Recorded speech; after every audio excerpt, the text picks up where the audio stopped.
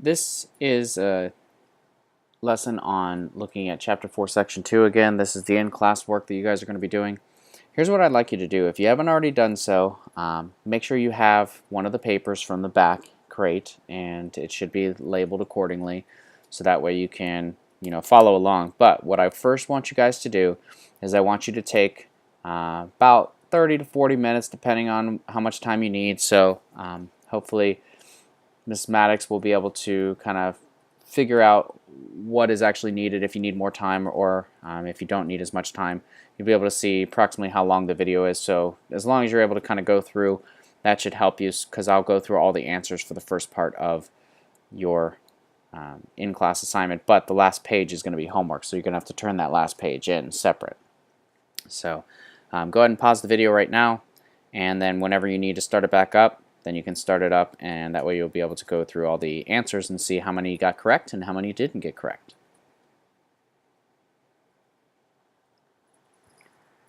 Alrighty, so once again, as we're looking at this worksheet, what I want you guys to do is hopefully you filled in all the information as best you could. We'll kind of go from there. So let's see, name. So you should have wrote your name. Naturally, the first part you don't have to turn in.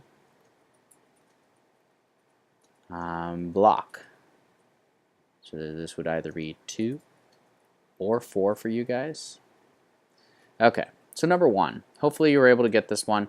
Once again, the order wouldn't really matter, so if your order is different than mine, just make sure it matches up. So name the 3 particles of the atom, their respective charges. So particles, I could have even added in 3 subatomic particles.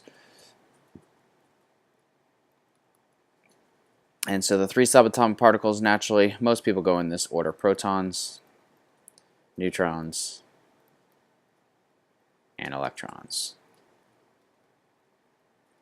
Their respective charges, you could write the word or you could just write the symbol. Protons have a positive charge, neutrons are neutral, have 0 charge, and electrons are negative.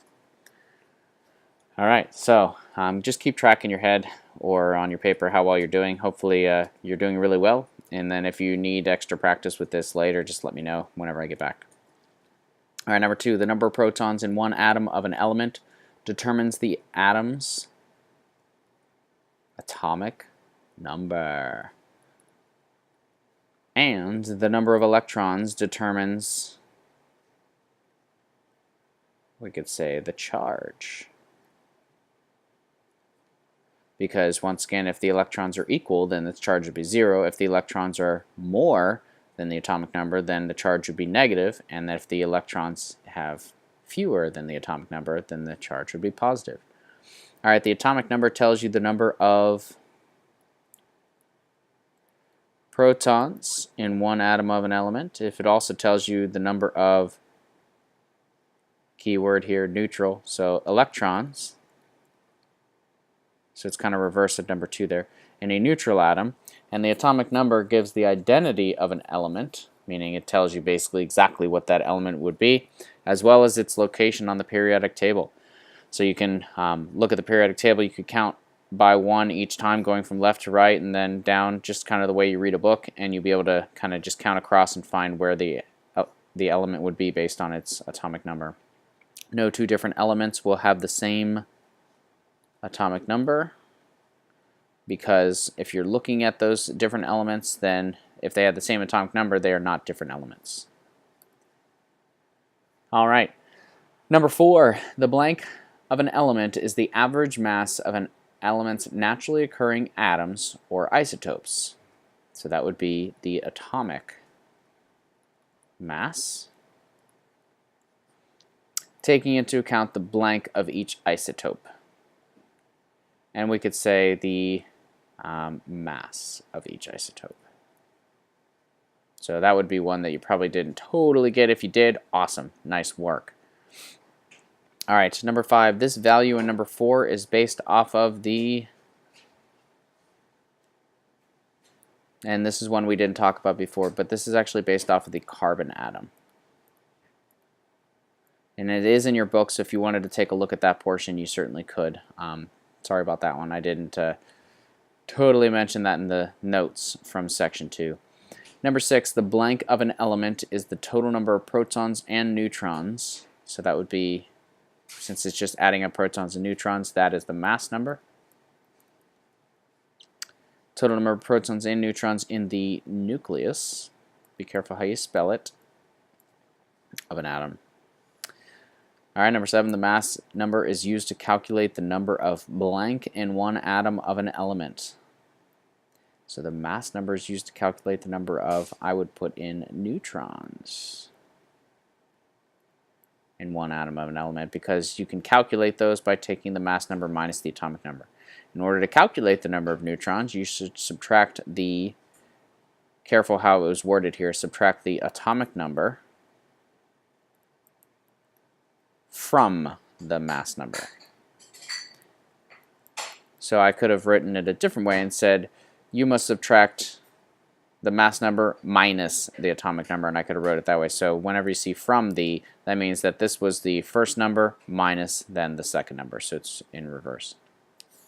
All right, for number 8 here, we're given the symbol and the number of protons in one atom of each. Lithium symbol, we'll go ahead and do all the symbols right now. Li, iron, Fe, oxygen is O, arsenic is As, bromine is Br, copper is Cu, see you later, mercury is Hg, and helium is He. Okay.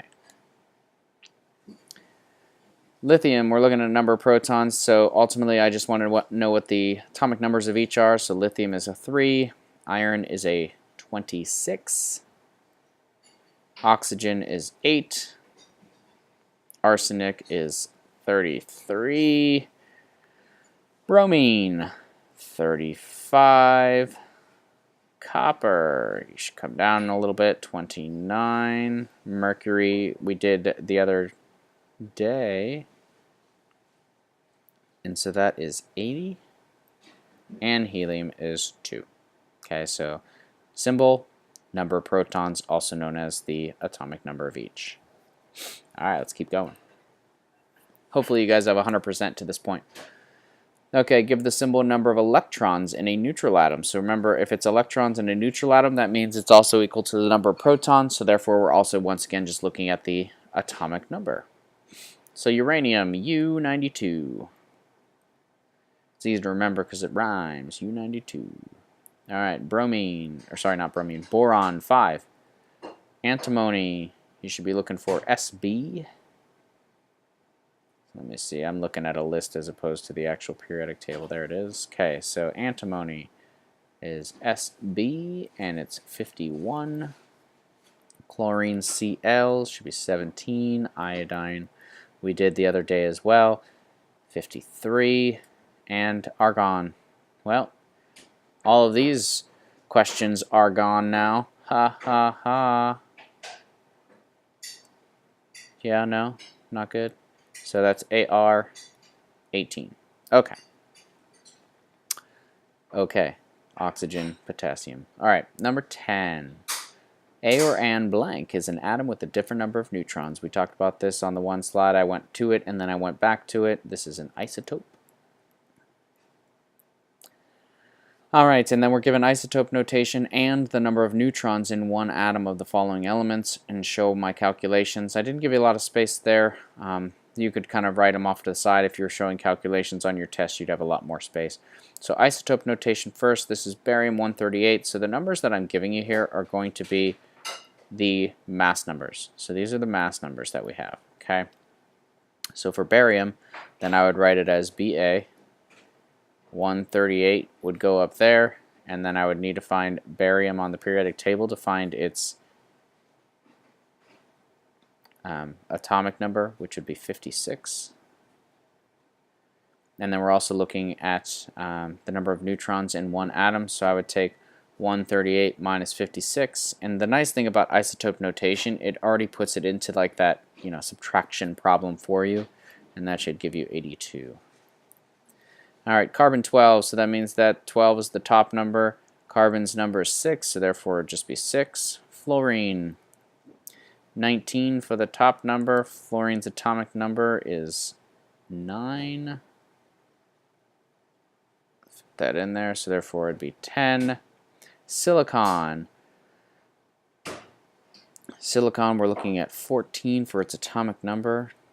28 is the top number, which means that this is going to be 14. Sulfur, 32 on top, 16 on the bottom with an S, and so therefore it's 16. Hydrogen, 1 on the top, 1 on the bottom, so therefore it has no neutrons. Be careful with that one.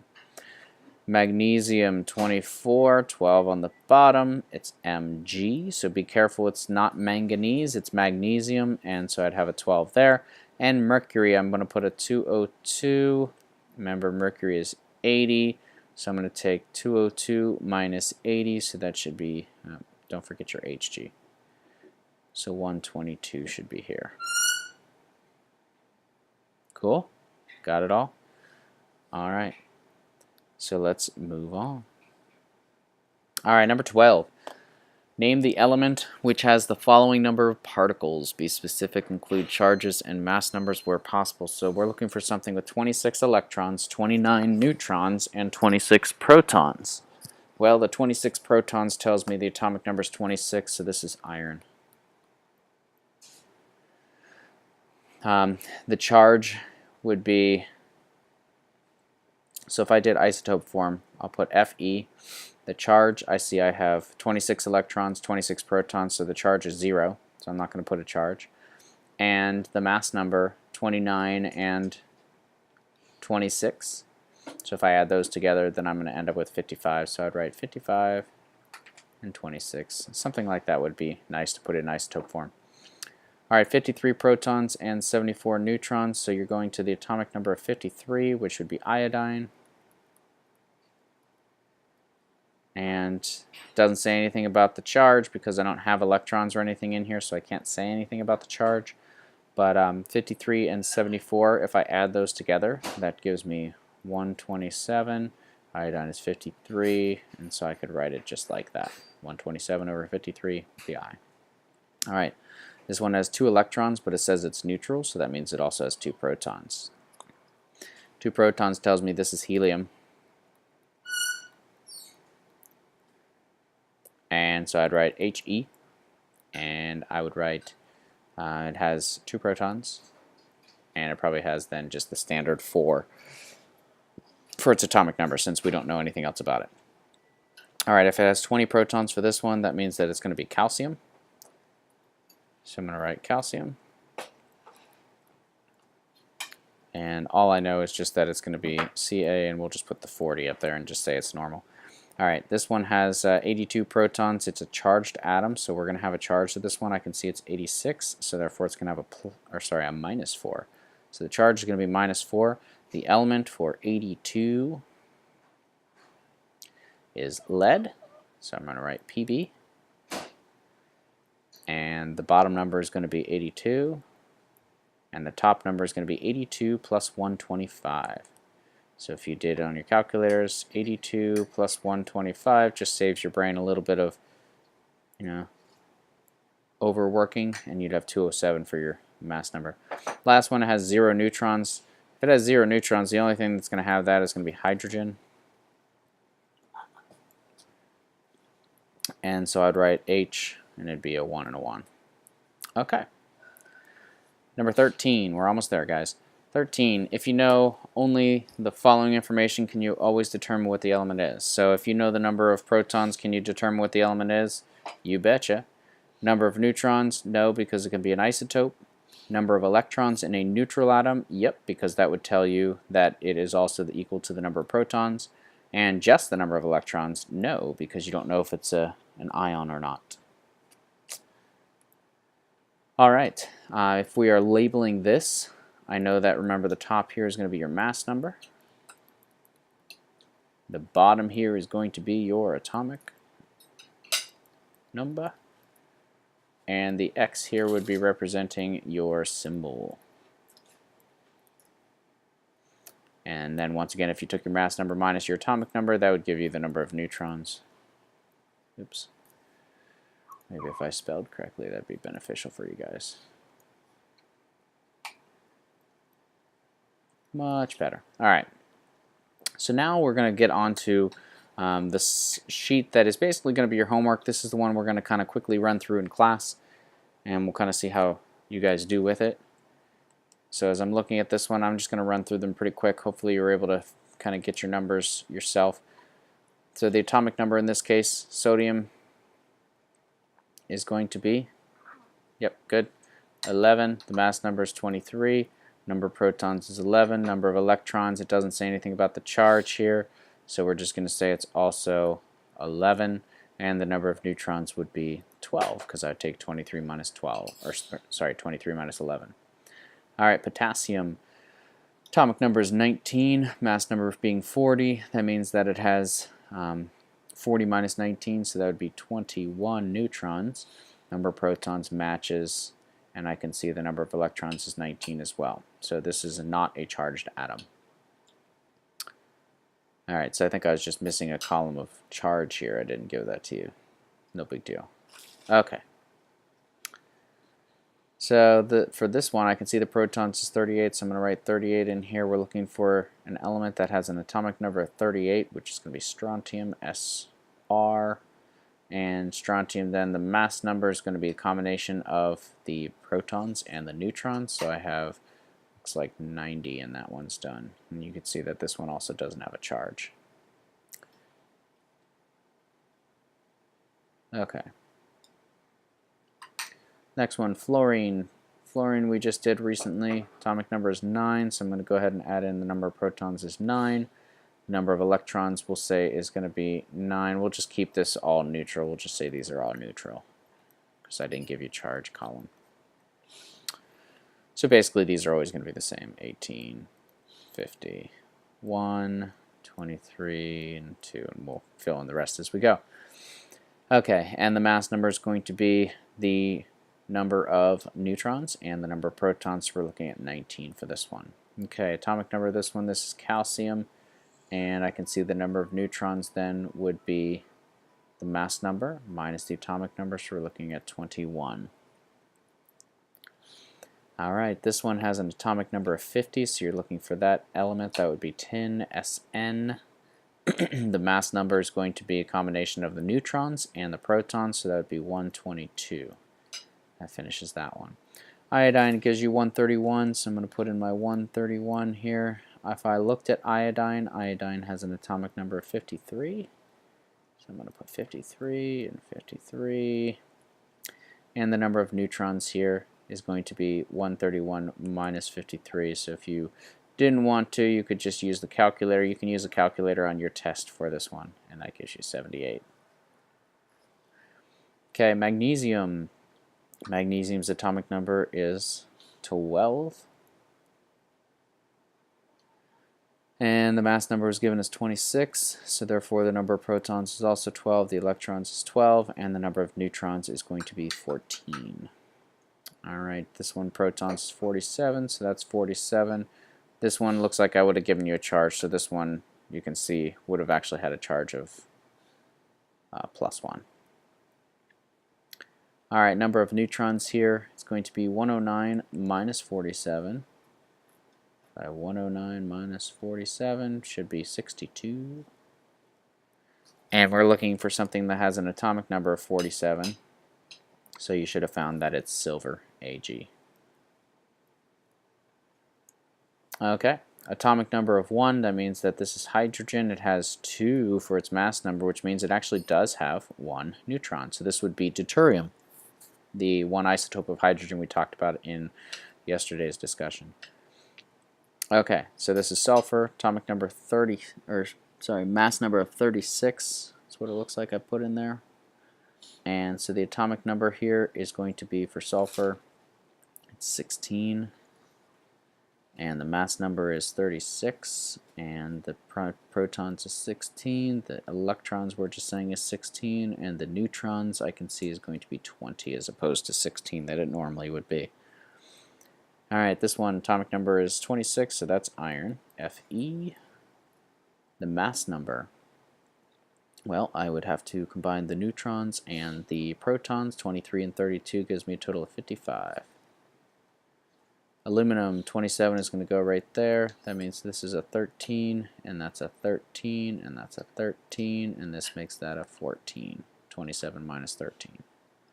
Alright, atomic number of 2 is helium. So I can see that has 2 protons, 2 electrons, and this is going to have 2 neutrons as well because of that 4 minus 2. And the last one we got here is chromium. Chromium's atomic number is 24. I can see I gave you a mass number of 53. So I would, in order to find the number of neutrons, I'm going to take 53 minus 24.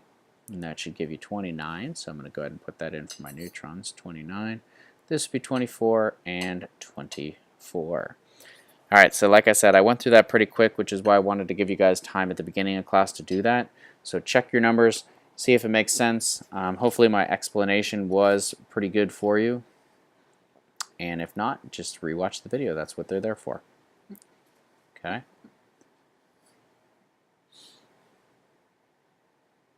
Just a reminder, in terms of the last page, just remember that it's going to be something exactly like this. You don't have to show your math. Don't copy off of somebody because you're going to have something like this on your test and then you're going to have no idea what's going on. So try and do it on your own. Then you can check answers with somebody else to see if it matches.